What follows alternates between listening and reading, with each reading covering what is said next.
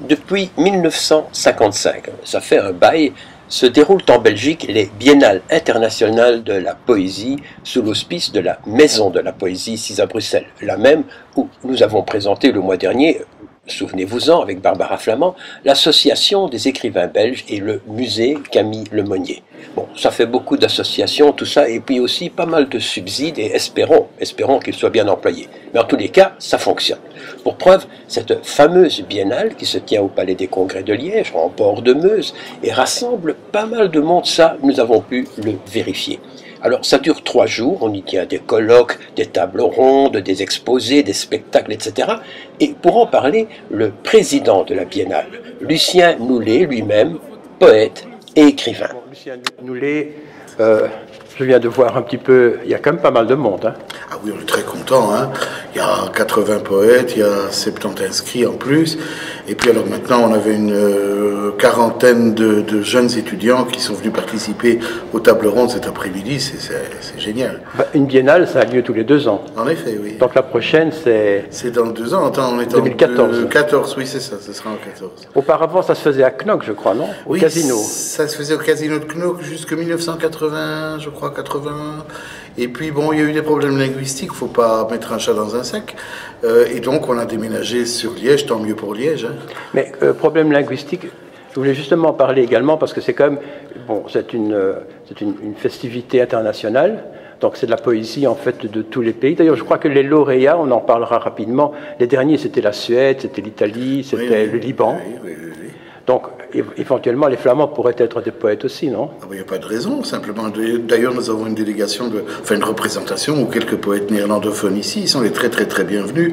Mais je pense, parce que je n'étais pas là à ce moment-là, je pense que simplement les autorités de Flandre n'ont pas supporté que les 2 langues de la biennale soient le français et l'anglais. Voilà. J'ai vu que vous êtes en fait subsidié ou appuyé par toute une série d'associations. Je vois Fédération Wallonie-Bruxelles, oui. Wallonie-Bruxelles International, oui. Province de Liège.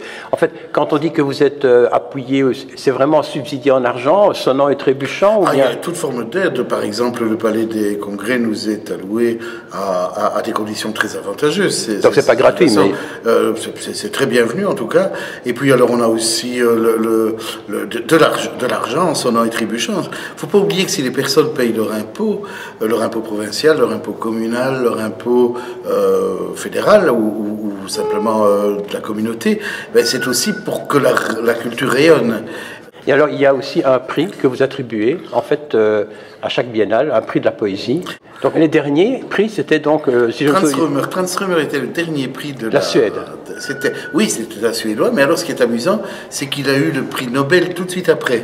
Donc, en général... Il a eu le prix Nobel? Il a eu le prix Nobel, Transrömer. Après être passé chez vous? Oui. Enfin, il n'est jamais passé chez nous, mais après avoir reçu le Grand Prix des Biennales, il a reçu le prix Nobel. Donc, on peut dire que vous aviez tapé juste. Et c'est pas la première fois. Hein.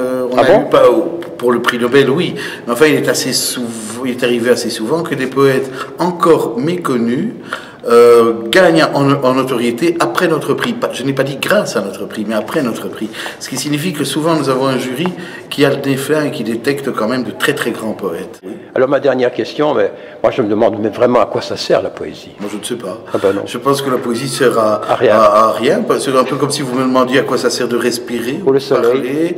Voilà, c'est une part de gratuité en effet qui peut-être nourrit en nous la part nécessaire de révolte, d'opposition, mais aussi de jubilation qui nous permet de croire que la vie va triompher et qu'il n'y a pas de dictature qui tiendra.